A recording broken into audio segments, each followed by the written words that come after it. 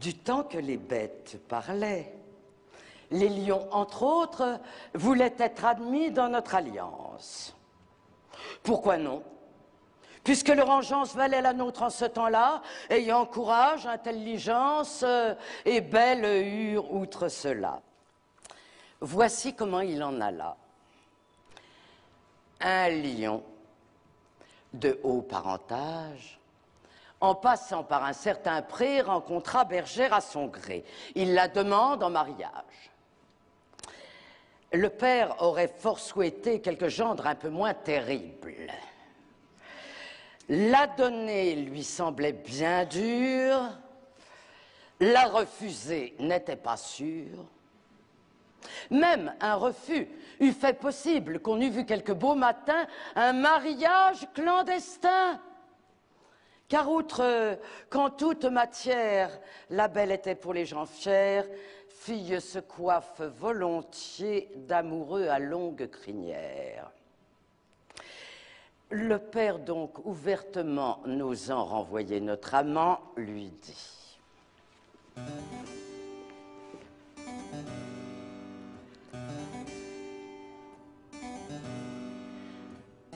ma fille est délicate.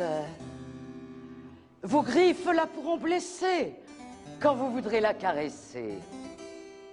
Permettez donc à chaque patte, on vous les rogne. Et pour les dents, qu'on vous les lime en même temps. Vos baisers en seront moins rudes et pour vous plus délicieux, car ma fille répondra mieux étant sans ses inquiétudes.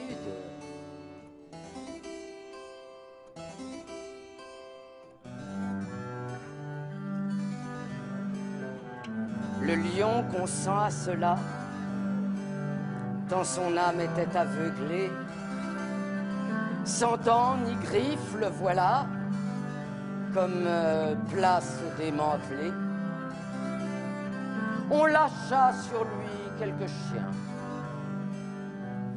Il fit fort peu de résistance.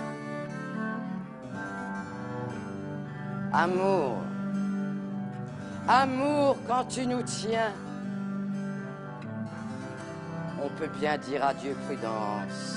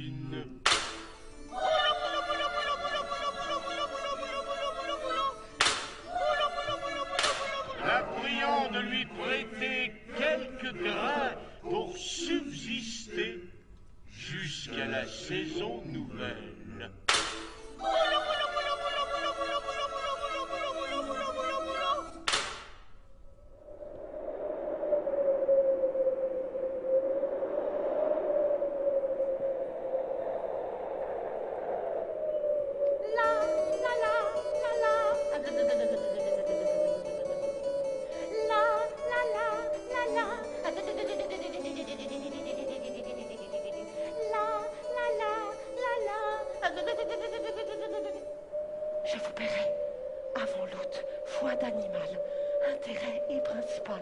La fourmi n'est pas prêteuse. C'est là son moindre défaut.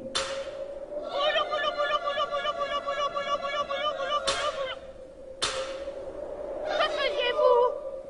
Autant chaud. Dit-elle à cette emprunteuse. Nuit et jour, à tout venant, je chantais, ne vous déplaise. Vous chantiez. J'en suis fort aise. Eh bien, dansez maintenant.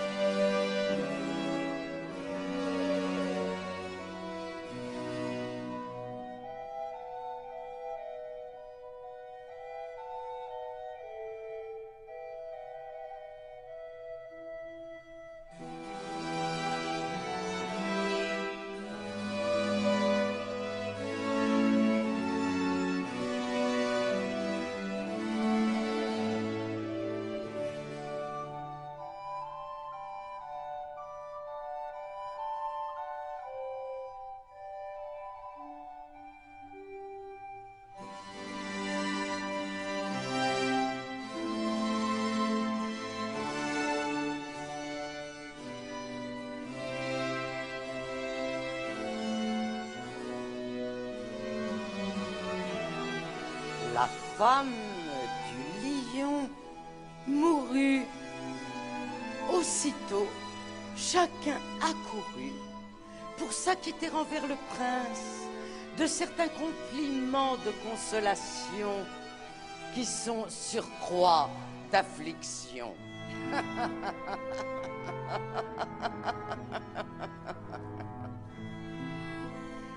Il fit avertir sa province que les obsèques se feraient un tel jour, en tel lieu.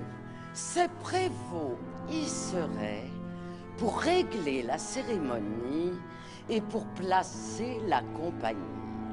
Jugez si chacun s'y trouva.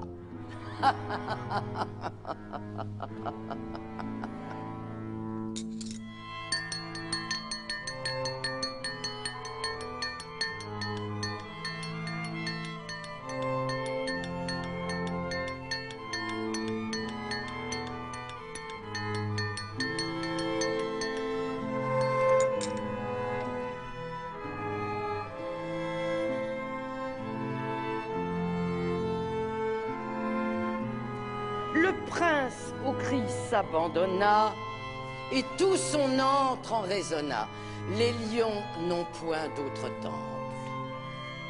On entendit à son exemple rugir en leur patois Messieurs les courtisans, je définis la cour, un pays où les gens, tristes, gais, prêts à tout indifférents,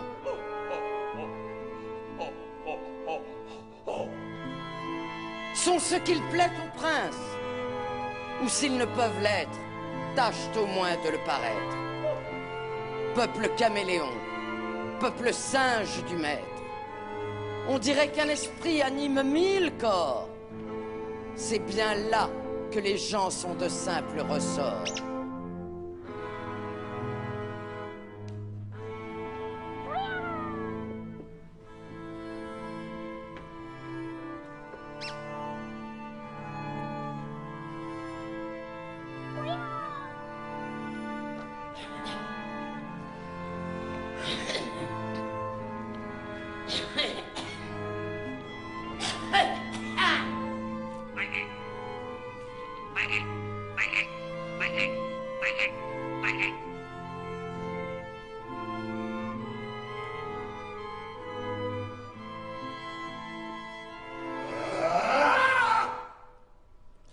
Pour revenir à notre affaire, le cerf ne pleura point.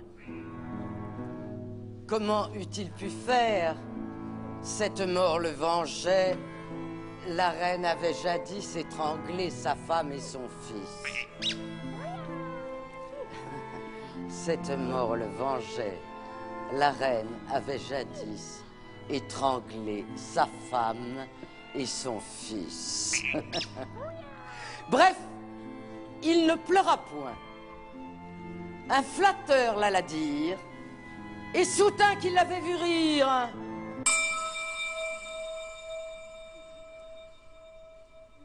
La colère du roi, comme dit Salomon, est terrible, et surtout celle du lion. Mais ce cerf n'avait pas accoutumé de lire.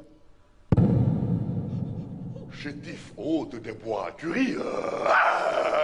Tu ne suis pas ces gémissantes voix.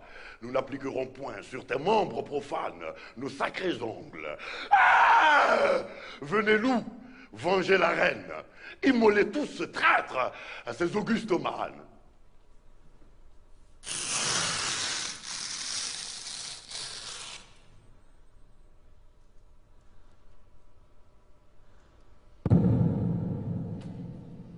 Sire, le temps de pleurs est passé. La douleur est ici superflue. Votre digne moitié couchée entre des fleurs tout près d'ici m'est apparue. Et je l'ai d'abord reconnue. Ami, m'a-t-elle dit, garde que ce qu'on voit quand je vais chez les dieux ne t'oblige à des larmes. Aux champs élyséens, j'ai goûté 1000 charmes, conversant avec ceux qui sont saints comme moi. Laisse agir quelque temps le désespoir du roi. J'y prends plaisir. À peine on eut ouï la chose, qu'on se mit à crier. Miracle! Apothéose! Le cerf eut un présent, bien loin d'être puni. Amusez les rois par des songes, flattez-les, payez-les d'agréables mensonges. Quelque indignation dont leur cœur soit empli, ils goberont la pas, vous serez leur ami.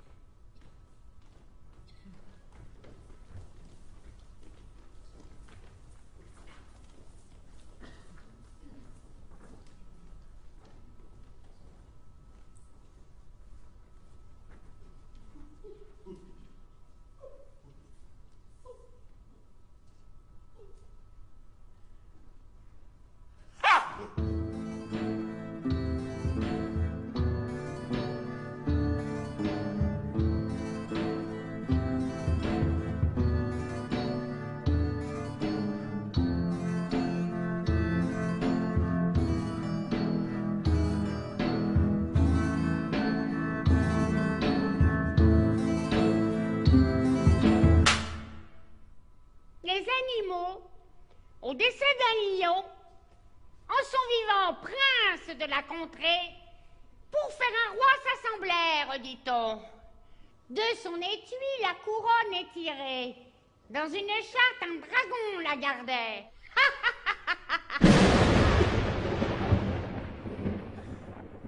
Il se trouva que sur tous essayés, à pas un d'eux elle ne convenait.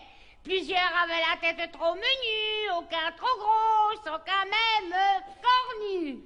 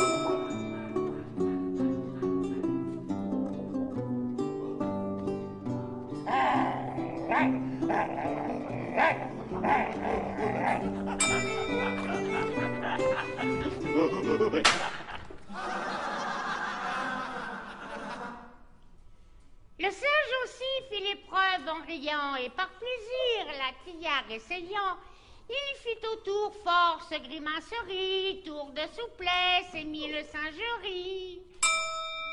Passa dedans ainsi qu'en un cerceau, aux animaux cela sembla si beau, qu'il fut élu. Chacun lui fit hommage. Le renard seul regretta son suffrage.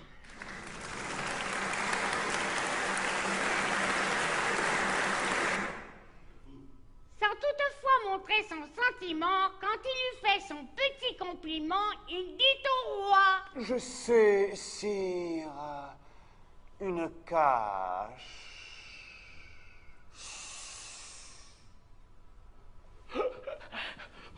Et ne crois pas qu'autre que moi, la sache.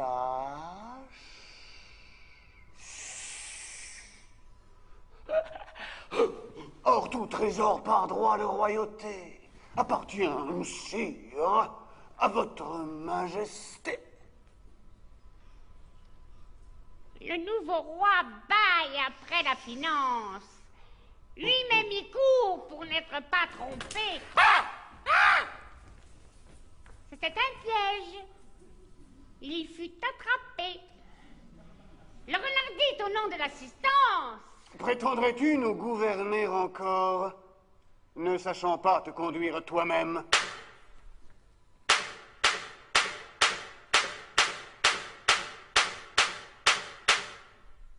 Il fut démis, et l'on tomba d'accord qu'à peu de gens convient le diadème.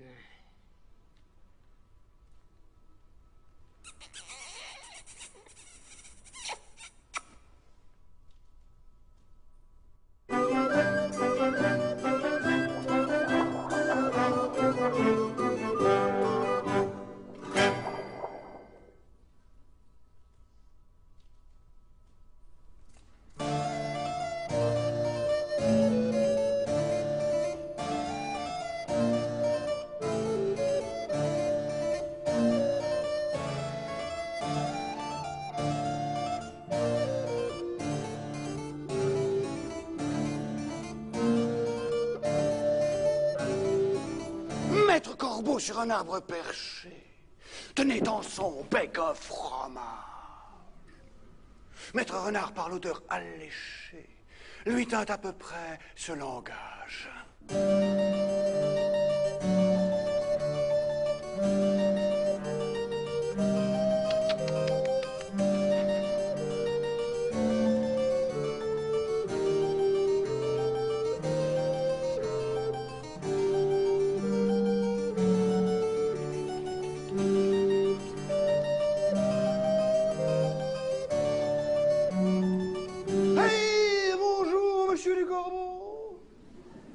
Vous êtes joli, que vous me semblez beau, sans mentir sur votre ramage, se rapporte à votre plumage.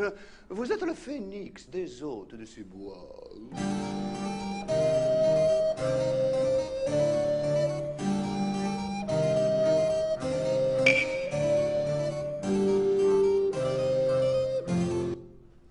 À ces mots, le corbeau ne se sent pas de joie.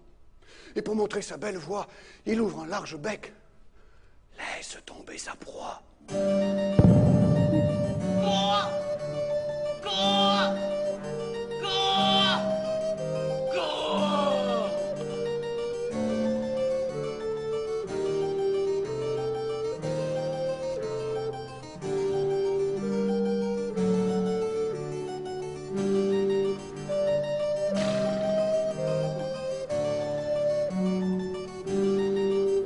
Le renard s'en saisit et dit: mon bon monsieur, apprenez que tout flatteur vit aux dépens de celui qui l'écoute. Cette leçon vaut bien un fromage, sans doute. Le corbeau, honteux et confus, jura, mais un peu tard, qu'on ne l'y prendrait plus. Plus jamais! Jamais! Jamais plus!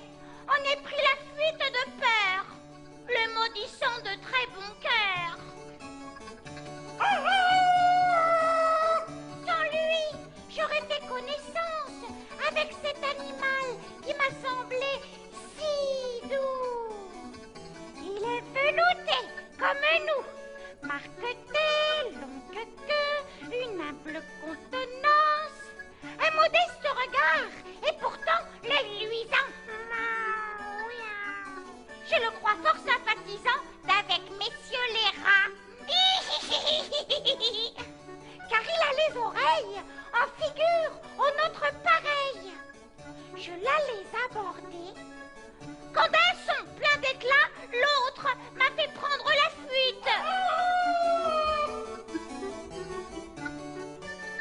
Mon fils, ce doucet est un chat qui, sous son minois hypocrite, contre toute ta parenté, d'un malin vouloir est porté. L'autre animal, tout au contraire, bien éloigné de nous malfaire, servira quelques jours peut-être à nos repas. Quant au chat, c'est sur nous qu'il fonde sa cuisine. Garde-toi tant que tu vivras de juger des gens sur la mine. Oups!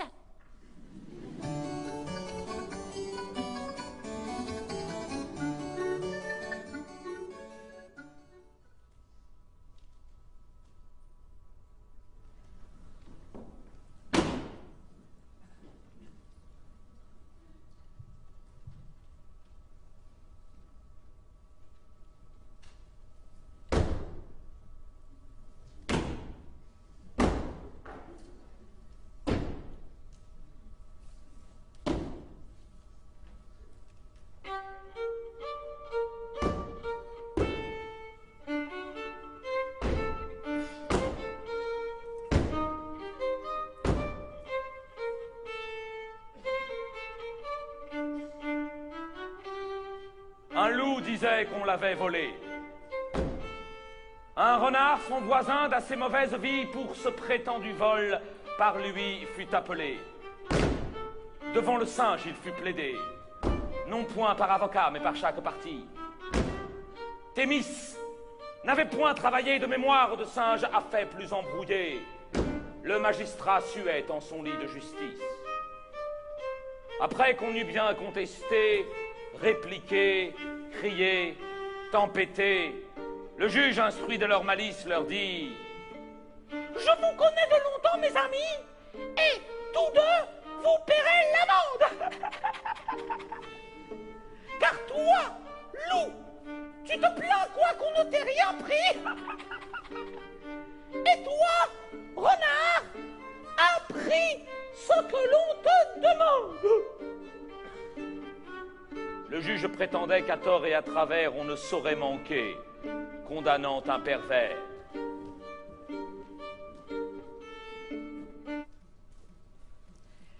Quelques personnes de bon sens ont cru que l'impossibilité et la contradiction qui est dans le jugement de ce singe était une chose à censurer.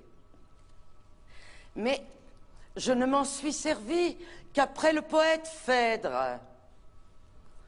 Et c'est en cela que consiste le bon mot, selon mon avis.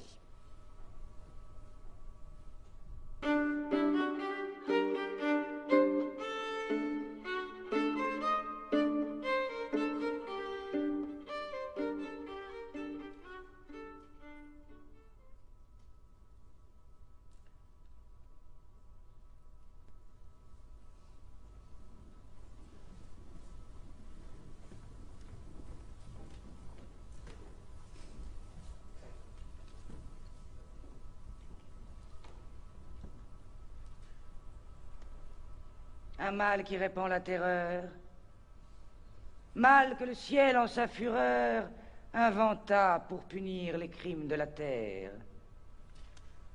La peste, puisqu'il faut l'appeler par son nom, capable d'enrichir en un jour l'Achéron, faisait aux animaux la guerre. Ils ne mouraient pas tous, mais tous étaient frappés. On n'en voyait point d'occupés à chercher le soutien d'une mourante vie. Nul mets n'excitait leur envie. Ni loup, ni renard n'épiaient la douce et l'innocente proie. Les tourterelles se fuyaient. Plus d'amour, partant, plus de joie. Le lion tint conseil et dit: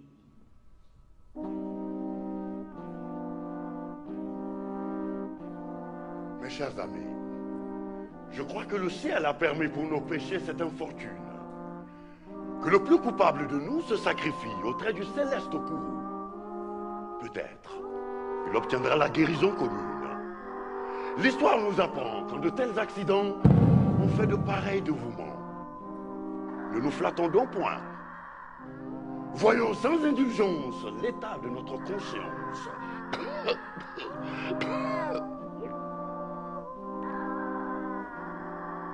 Pour moi, satisfaisant mes appétits gloutons, je dévorais fort ce mouton. Que m'avait-il fait? Nulle offense. Même il m'est arrivé quelquefois de manger le berger. Je me dévouerai donc, s'il le faut. Mais je pense qu'il est bon que chacun s'accuse, ainsi que moi, car on doit souhaiter, selon toute justice, que le plus coupable périsse.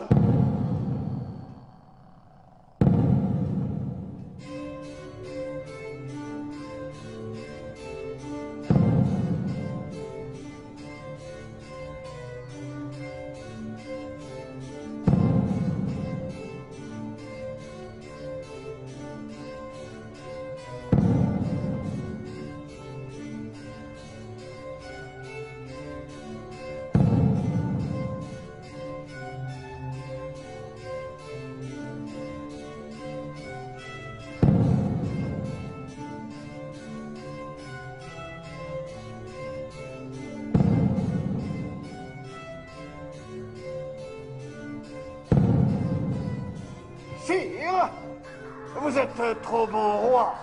Vos scrupules font voir trop de délicatesse. Eh bien, manger mouton, canaille, sotte espèce, est-ce un péché? Non, non, vous leur fîtes, Seigneur, en les croquant beaucoup d'honneur. Et quant au berger, l'on peut dire qu'il était digne de tout mot, étant de ces gens-là qui, sur les animaux, se font un chimérique empire. Ainsi dit le renard, et flatteur d'applaudir. On n'osa trop approfondir du tigre, ni de l'ours, ni des autres puissances, les moins pardonnables offenses. Tous les gens querelleurs jusqu'au simple matin, au dire de chacun, étaient de petits saints. L'âne vint à son tour et dit: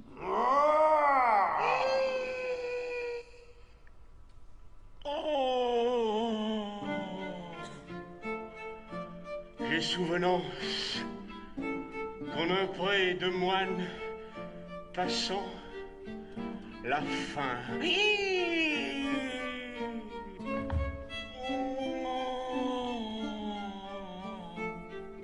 L'occasion, l'herbe tendre, et je pense quelques diables aussi me poussant.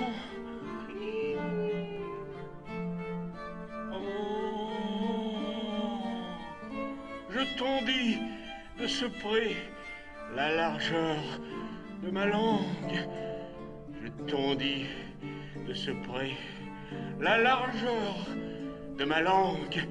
Je n'en avais nul droit, puisqu'il faut parler net.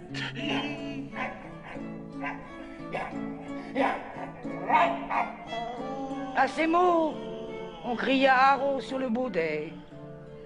Un loup, quelque peu clair, prouva par sa harangue qu'il fallait dévouer ce maudit animal. Ce pelé, ce galeux d'où venait tout le mal. Sa peccadille fut jugée un cas pendable. Manger l'herbe d'autrui, quel crime abominable! Rien que la mort n'était capable d'expier son forfait. On le lui fit bien voir. Selon que vous serez puissant ou misérable, les jugements de cour vous rendront blanc ou noir.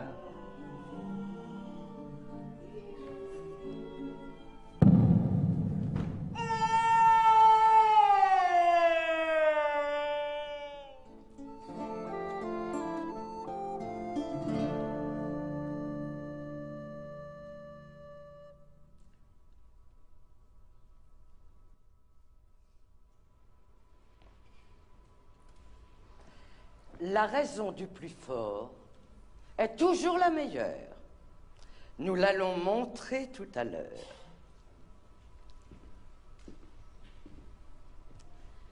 Un agneau se désaltérait dans le courant d'une onde pure. Un loup survient à jeun qui cherchait aventure et que la faim en ces lieux attirait.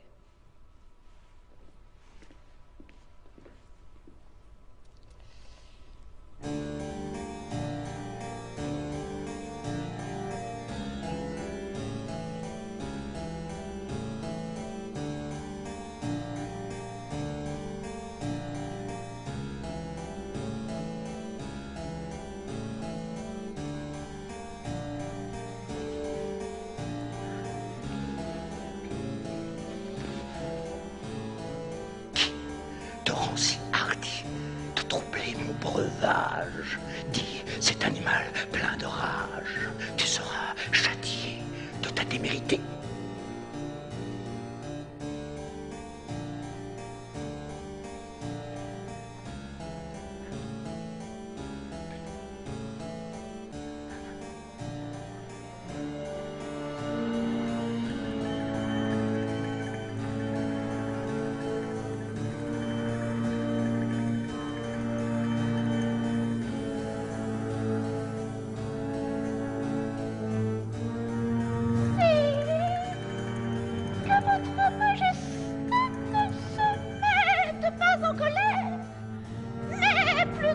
Considère que je me vais désaltérant dans le courant plus de 20 pas au-dessous d'elle, et que par conséquent, en aucune façon, je ne puis troubler sa boisson.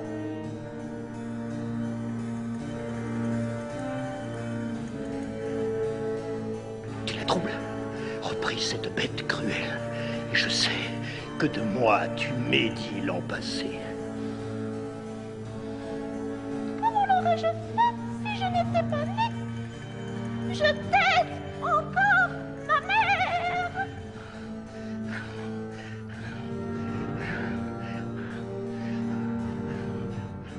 Si ce n'est toi, c'est donc ton frère.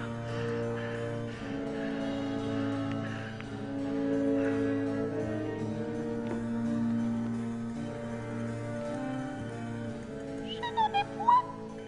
C'est donc quelqu'un des tiens. Car vous ne m'épargnez guère, vous bergers et vous chiens. On me l'a dit. Il faut que je me venge.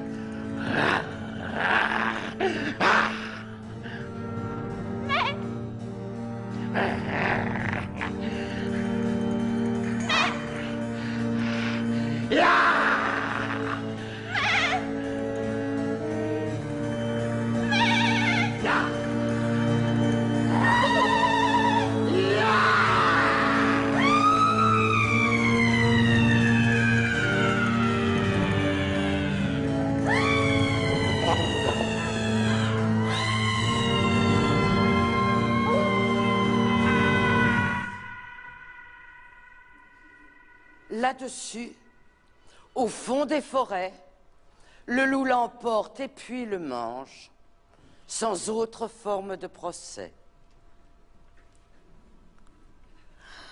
Oh.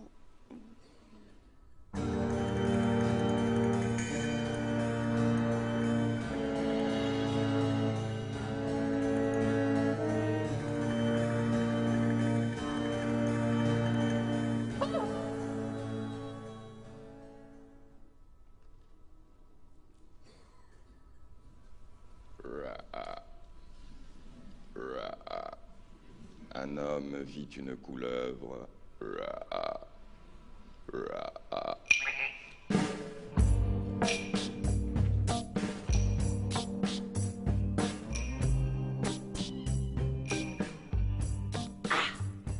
Méchante. Je m'en vais faire une œuvre agréable à tout l'univers.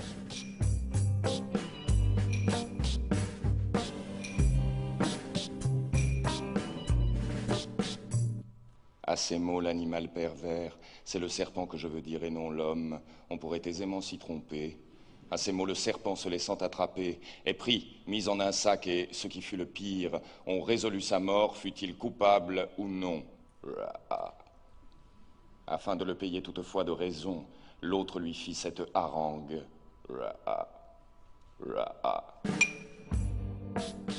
Symbole des ingrats. Être bon aux méchants, c'est être sot. Meurs donc. Ta colère et tes dents ne me nuiront jamais. Le serpent, en sa langue, reprit du mieux qu'il put.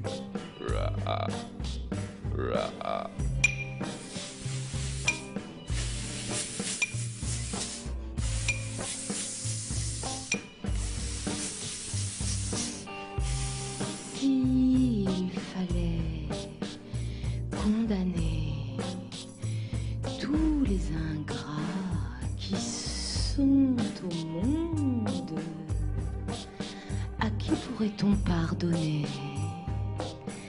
Toi-même, tu te fais ton procès.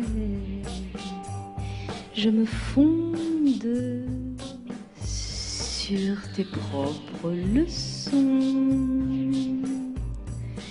Jette les yeux sur toi. Mes jours sont dans tes mains. Tranche-les. Ta justice, c'est ton utilité, ton plaisir, ton caprice. Selon ces lois, condamne-moi, mais trouve bon qu'avec franchise, en mourant au moins, je te dise que le symbole des ingrats, ce n'est point le serpent, c'est l'homme.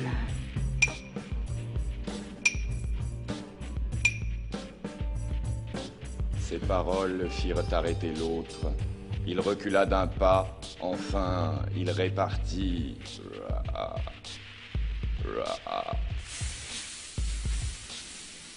Tes raisons sont frivoles. Je pourrais décider car ce droit m'appartient. Mais rapportons-nous-en. Soit fait. Dit le reptile.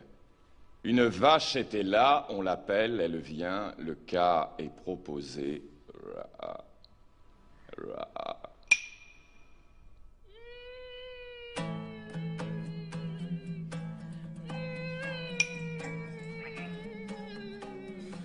C'était chose facile. Fallait-il pour cela m'appeler? La couleuvre a raison. Pourquoi dissimuler? Je nourris celui-ci depuis longues années. Il n'a, sans mes bienfaits, passé nulle journée. Tout n'est que pour lui seul. Mon lait et mes enfants le font à la maison revenir les mains pleines. Même, j'ai rétabli sa santé que les ans avaient altérée et mes peines ont pourbu son plaisir ainsi que son besoin. Enfin me voilà vieille. Il me laisse en un coin, sans herbe. Si encore il voulait me laisser paître. Mais je suis attachée. Et si je suis pour mettre un serpent, eût-il su jamais pousser si loin l'ingratitude? Adieu. J'ai dit ce que je pense. L'homme, tout étonné d'une telle sentence, dit au serpent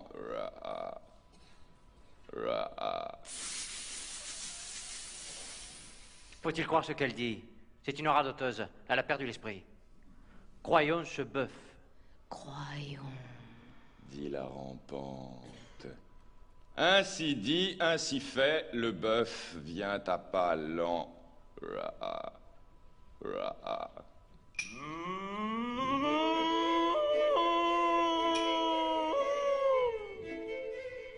Quand il eut ruminé tout le cas en sa tête, Il dit que du malheur des ans, pour vous seul, il portait les soins les plus pesants.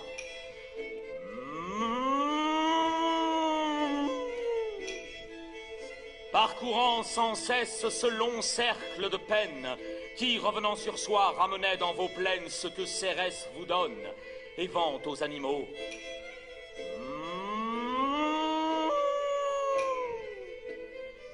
Que cette suite de travaux, pour récompense, avait, pour tous tant que nous sommes, force coût, peu de gré. Puis, quand il était vieux, on croyait l'honorer chaque fois que les hommes achetaient de son sang l'indulgence des dieux.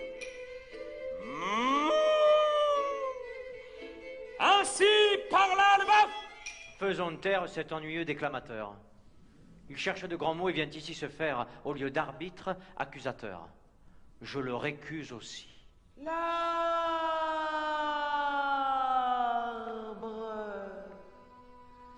étant pris pour juge, ce fut bien pis encore. Il servait de refuge contre le chaud, la pluie et la fureur des vents. Pour nous seuls, il ornait les jardins et les champs. L'ombrage n'était pas le seul bien qu'il sût faire. Il courbait sous les fruits. Cependant, pour salaire, un rustre l'abattait. C'était là son loyer. Quoique pendant tout l'an libéral, il nous donne ou des fleurs au printemps, ou des fruits en automne, l'ombre l'été, l'hiver les plaisirs du foyer. Que ne les mondait-on sans prendre la cognée? De son tempérament, il eût encore vécu.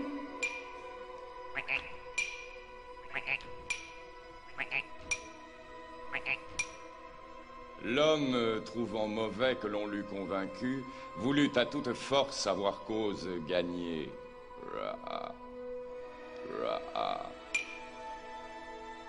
Je suis bien bon d'écouter ces gens-là.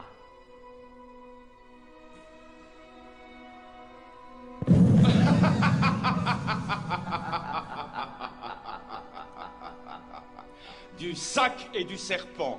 Aussitôt il donna contre les murs, tant qu'il tua la bête.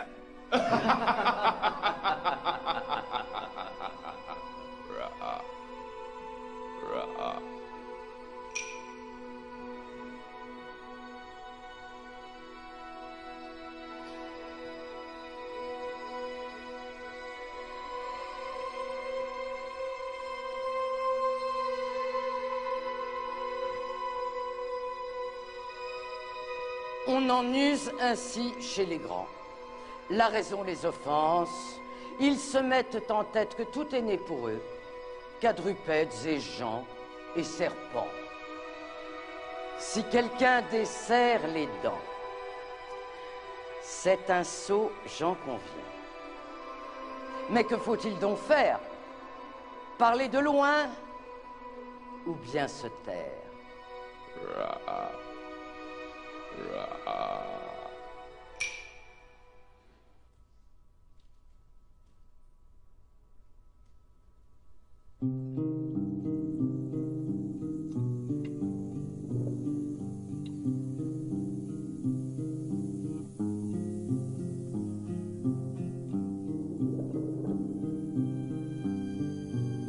Le chêne un jour dit au roseau: Vous avez bien sujet d'accuser la nature.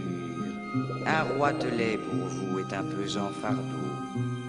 Le moindre vent qui d'aventure fait rider la face de l'eau vous oblige à baisser la tête.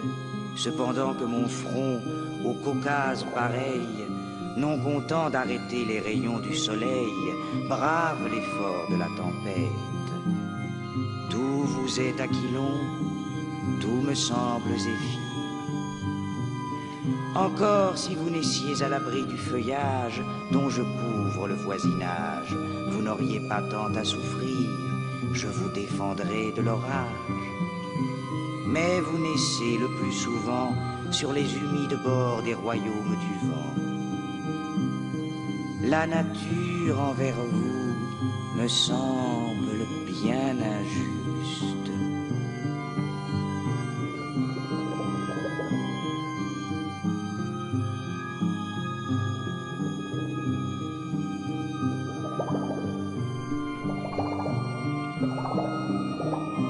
Votre compassion, lui répondit l'arbuste, part d'un bon naturel. Mais quittez ce souci. Les vents me sont moins qu'à vous redoutables. Je plie et ne romps pas. Vous avez jusqu'ici, contre leurs coups épouvantables, résisté sans courber le dos, mais attendons la fin.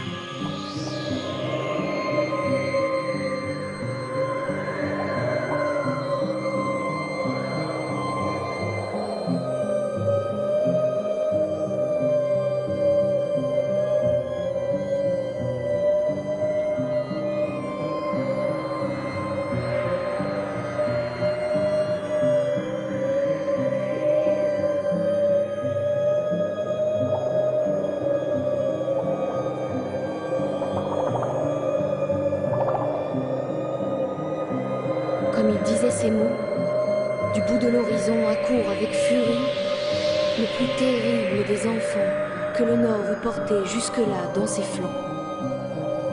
L'arbre tient bon, le roseau plie, le vent redouble ses efforts et fait si bien qu'il déracine celui de qui la tête au ciel était voisine et dont les pieds touchaient à l'empire des morts.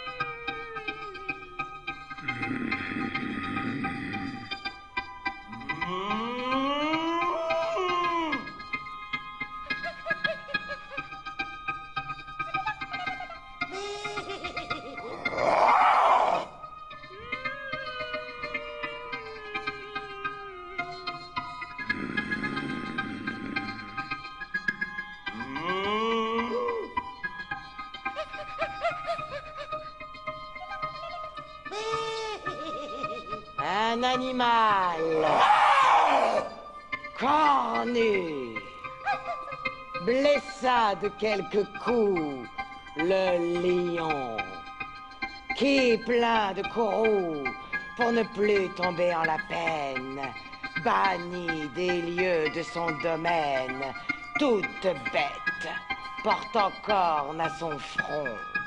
Chèvres, béliers, taureaux, aussitôt délogèrent. Daims et cerfs de climat changèrent. Chacun à s'en aller fut prompt.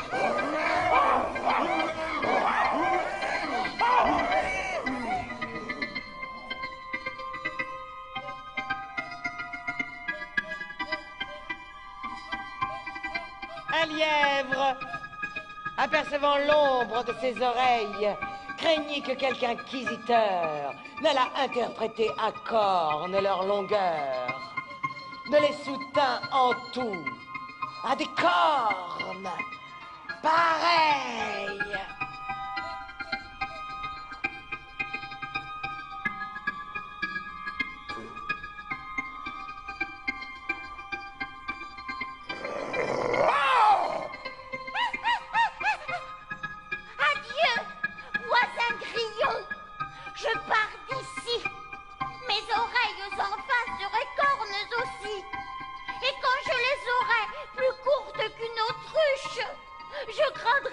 mon corps. Corne cela. Vous me prenez pour cruche. Ce sont oreilles que Dieu fit. On les fera passer pour cornes. Et cornes de licorne. J'aurais beau protester, mon dire et mes raisons iront aux petites maisons.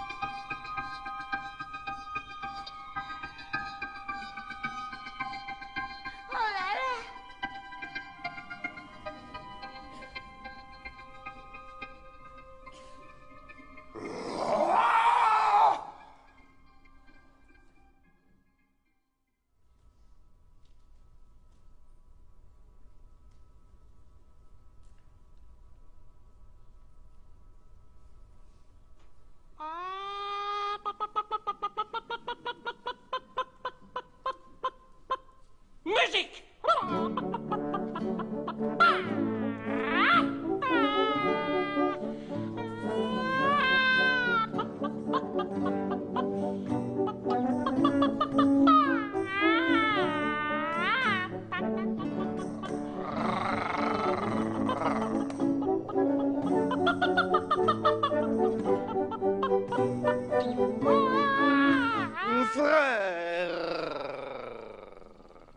Nous ne sommes plus en querelle. Paix générale, cette fois je viens te l'annoncer. Descends, que je t'embrasse.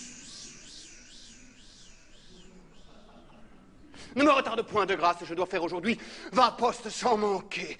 Les tiens et toi pouvez vaquer sans nulle crainte à vos affaires. Nous vous y servions en frères. Faites-en les feux dès ce soir. Et cependant, viens recevoir le baiser d'amour fraternel.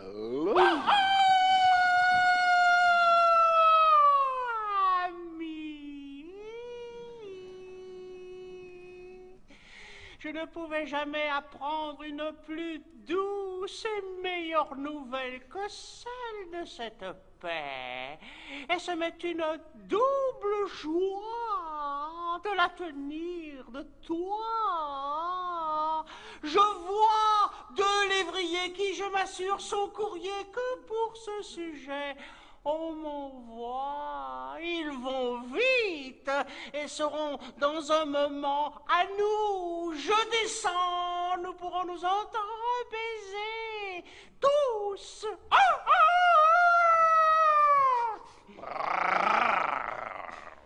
Adieu, ma traite est longue à faire. Nous nous réjouirons du succès de l'affaire une autre fois.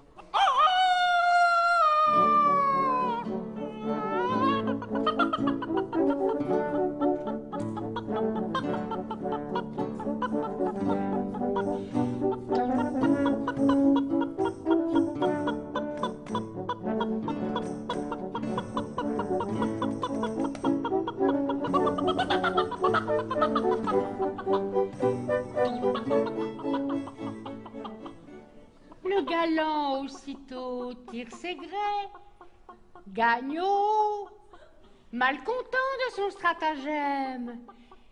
Et notre vieux coq en soi-même se mit à rire de sa peur.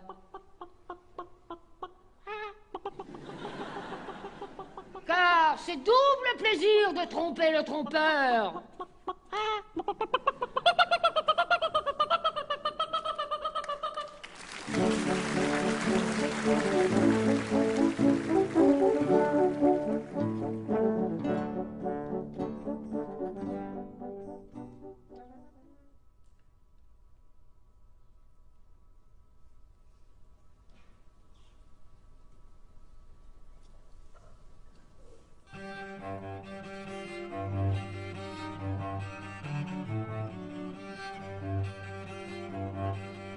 Dans le cristal d'une fontaine, un cerf se mirant autrefois louait la beauté de son bois et ne pouvait qu'avec peine souffrir ses jambes de fuseau dont il voyait l'objet se perdre dans les eaux.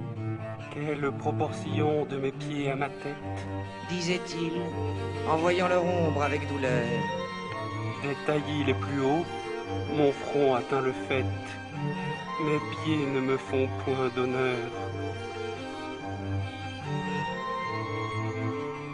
Tout en parlant de la sorte, un limier le fait partir.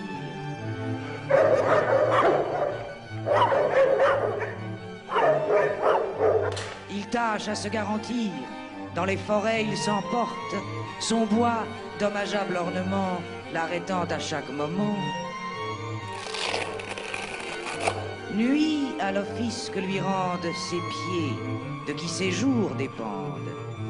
Il se dédie alors et maudit les présents que le ciel lui fait tous les ans.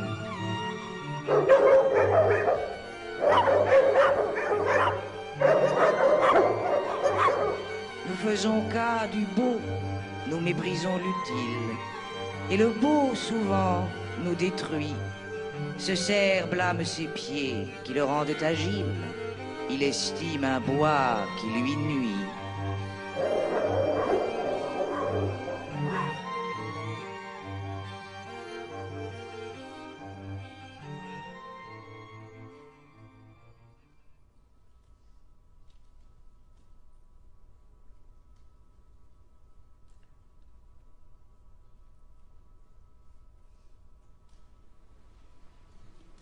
Ne forçons point notre talent. Nous ne ferions rien avec grâce. Jamais un lourdeau, quoi qu'il fasse, ne saurait passer pour galant.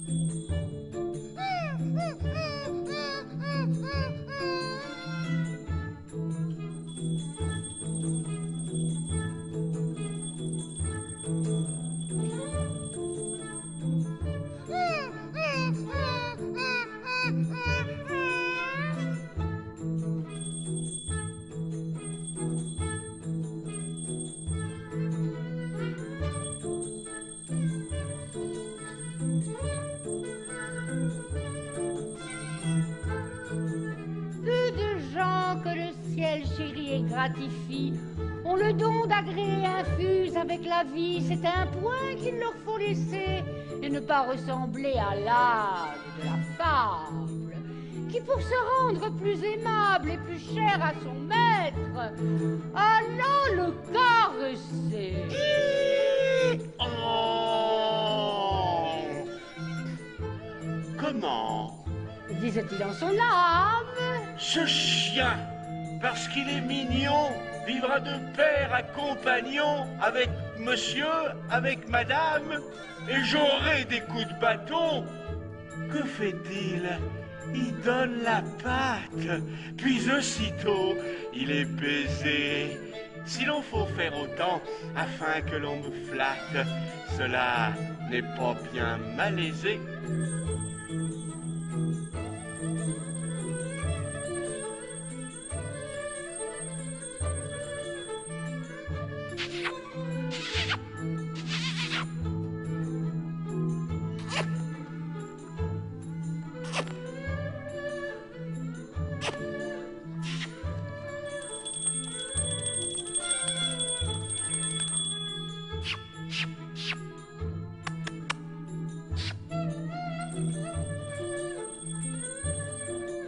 Admirable pensée.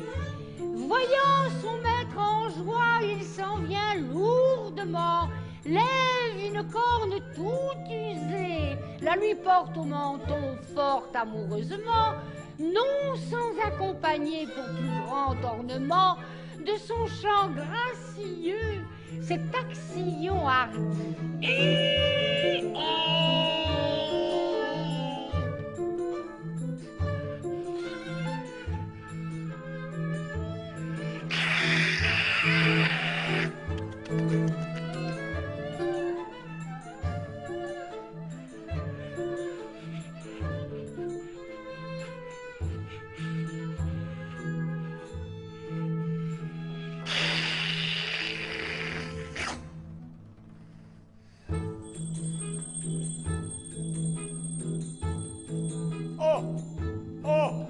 quelle caresse et quelle mélodie.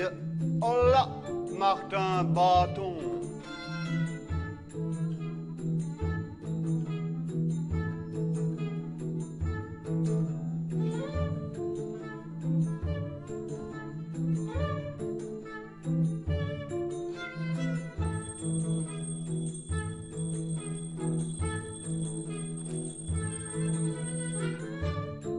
Martin Bâton accourt. L'âme change de ton. Ainsi finit la comédie.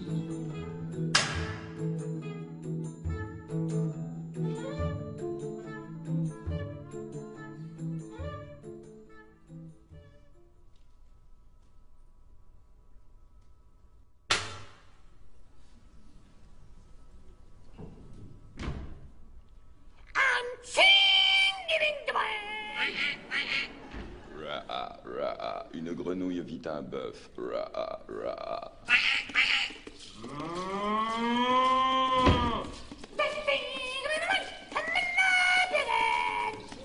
Qui lui sembla de belle taille. Ra, ra.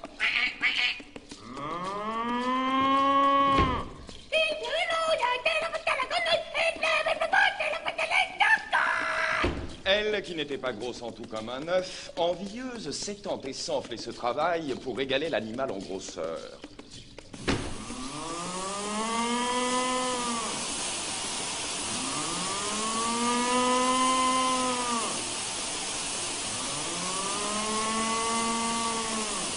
Regardez bien, ma sœur, est-ce assez, dites-moi? N'y suis-je point encore? Méni, ra, ra.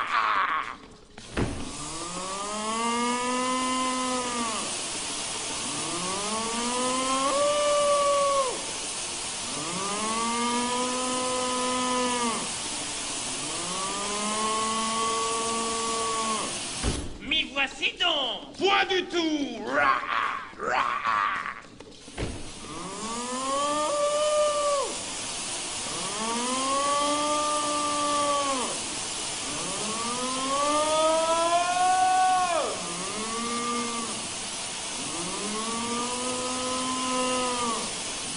M'y voilà! Vous n'en approchez point, ra, ra. La chétive pécore s'enfla si bien qu'elle creva.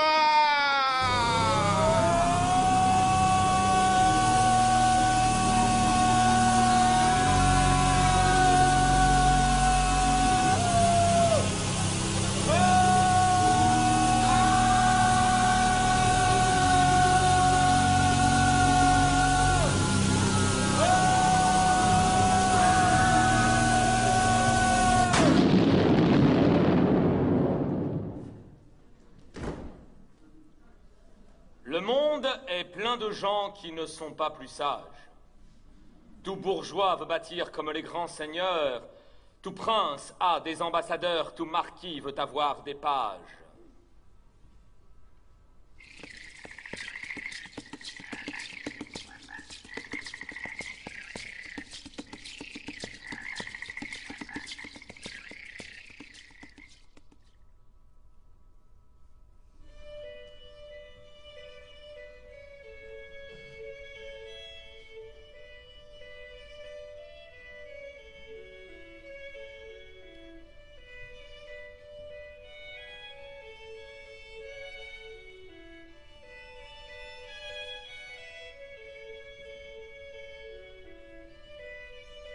Dans Athènes, autrefois, peuple vain et léger, un orateur voyant sa patrie en danger, courut à la tribune, et d'un art tyrannique, voulant forcer les cœurs dans une république, il parla fortement sur le commun salut. On ne l'écoutait pas. L'orateur recourut à ces figures violentes qui savent exciter les âmes les plus lentes. Il fit parler les morts, tonna, dit ce qu'il put, le vent emporta tout, personne ne s'émut. L'animal aux têtes frivoles et en fait à ses traits ne daignait l'écouter. Tous regardaient ailleurs. Il en vit s'arrêter à des combats d'enfants et point à ses paroles. Que fit le harangueur? Il prit un autre tour. Cérès, commença-t-il, faisait voyage un jour avec l'anguille et l'hirondelle. Un fleuve les arrête, et l'anguille en nageant comme l'hirondelle en volant, le traversa bientôt. Aussitôt, l'assemblée cria tout d'une voix, et Cérès, que fit-elle? Ce qu'elle fit, un prompt courroux l'anima d'abord contre vous. Quoi de contes d'enfants, son peuple s'embarrasse, et du péril qui la menace, lui seul entre les Grecs, il néglige les faits. Que ne demandez-vous ce que Philippe fait? À ce reproche, l'assemblée par l'apologue réveillée se donne entière à l'orateur. Un trait de fable en eut l'honneur.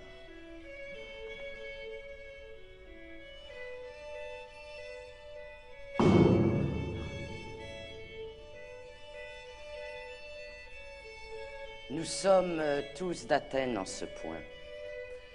Et moi-même, au moment que je fais cette moralité, si peau d'âne m'était comptée, j'y prendrais un plaisir extrême. Le monde est vieux, dit-on. Je le crois. Cependant, il le faut amuser encore comme un enfant.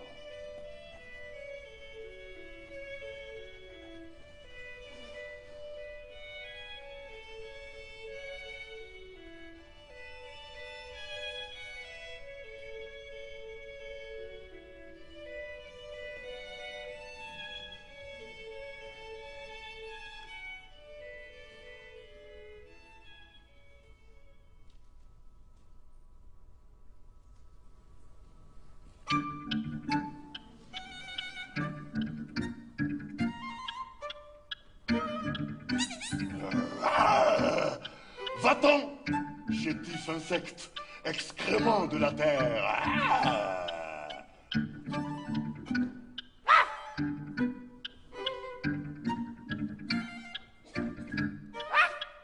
C'est dans ces mots que le lion parlait un jour au moucheron.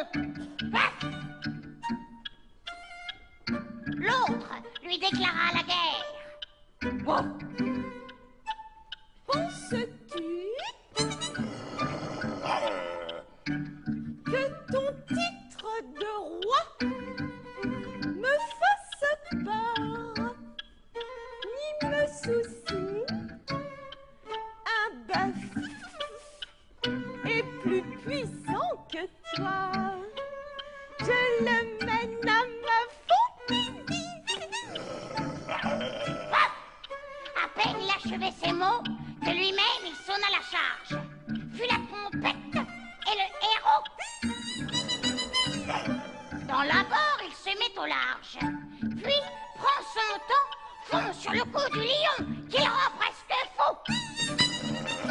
Le quadrupède écume et son œil étincelle. Il rugit, on se cache, on tremble à l'environ. Et cette alarme universelle est l'ouvrage d'un moucheron. Un avorton de mouche en 100 lieues le harcèle. Tantôt pique le chine et tantôt le museau. Tantôt entre au fond du naseau.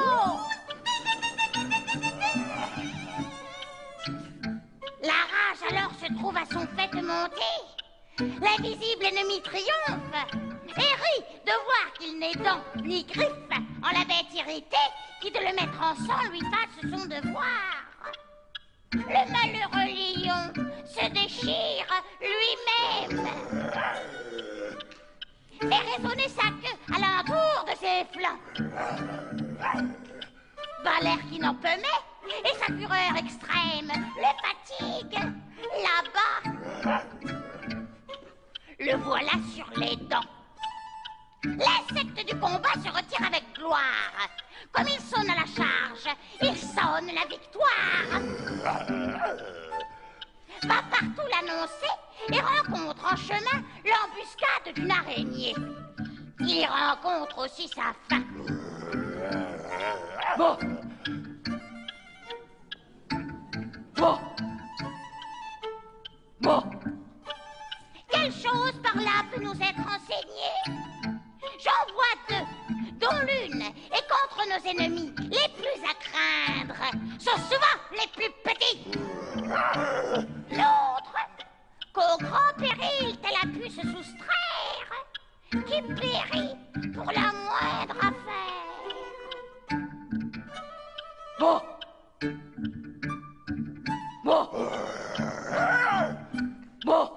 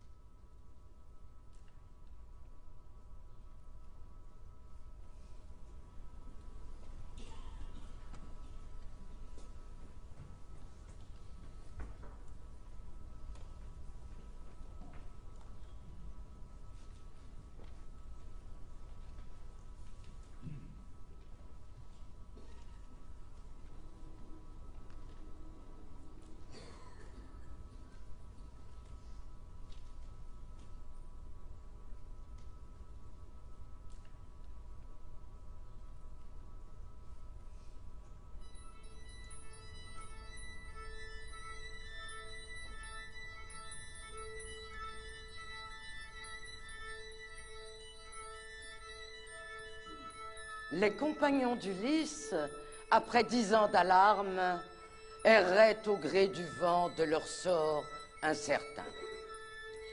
Ils abordèrent un rivage où la fille du dieu du jour, Circé, tenait alors sa cour. Elle leur fit prendre un breuvage délicieux, mais plein d'un funeste poison. D'abord, ils perdent la raison. Quelques moments après, leur corps et leur visage prennent l'air et les traits d'animaux différents. Les voilà devenus lions, ours, éléphants. Les uns sous une masse énorme, les autres sous une autre forme. Il s'en vit deux petits, exemplum ut talpa.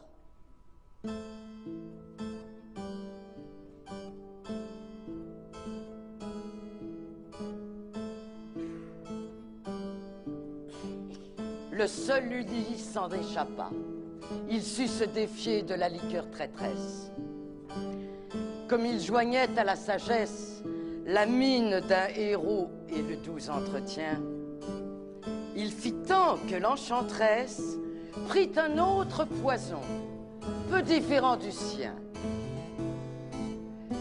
Une déesse dit tout ce qu'elle a dans l'âme. Celle-ci déclara sa flamme. Ulysse était trop fin pour ne pas profiter d'une pareille conjoncture. Il obtint qu'on rendrait à ces Grecs leur figure. Mais la voudront-ils bien accepter? Allez le proposer de ce pas à la troupe. L'empoisonneuse coupe a son remède encore, et je viens vous l'offrir. Chers amis, voulez-vous, hommes, redevenir? On vous rend déjà la parole.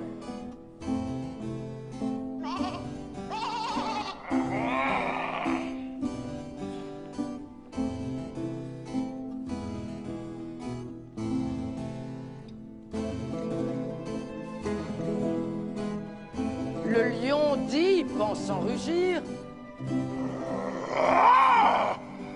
n'ai pas la tête si folle. Moi, renoncer aux dons que je viens d'acquérir. J'ai griffes et dents et mains en pièces qui m'attaquent. Je suis roi. Deviendrai-je un citadin d'Ithaque?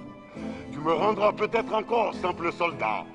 Je ne veux point changer d'état. Je ne veux point changer d'état.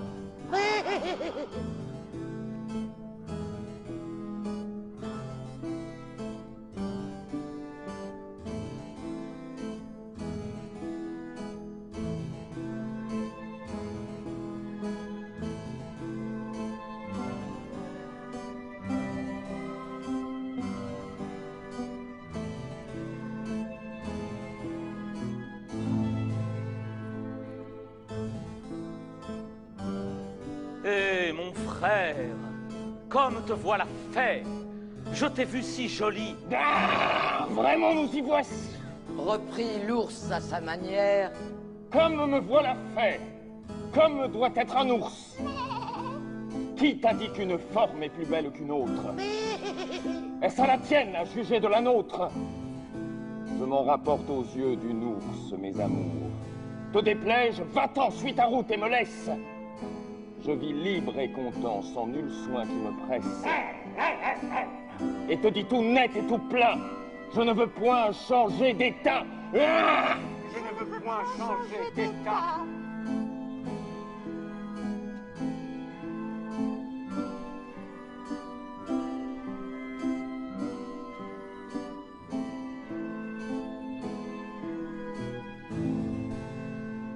Le prince grec au loup va proposer l'affaire. Il lui dit au hasard d'un semblable refus. Camarade, je suis confus qu'une jeune et belle bergère compte aux échos les appétits gloutons qui t'ont fait manger ces moutons. Autrefois, ont-tu vu sauver la bergerie? Tu menais une honnête vie, quitte ces bois et redeviens, au lieu de loup, homme de bien.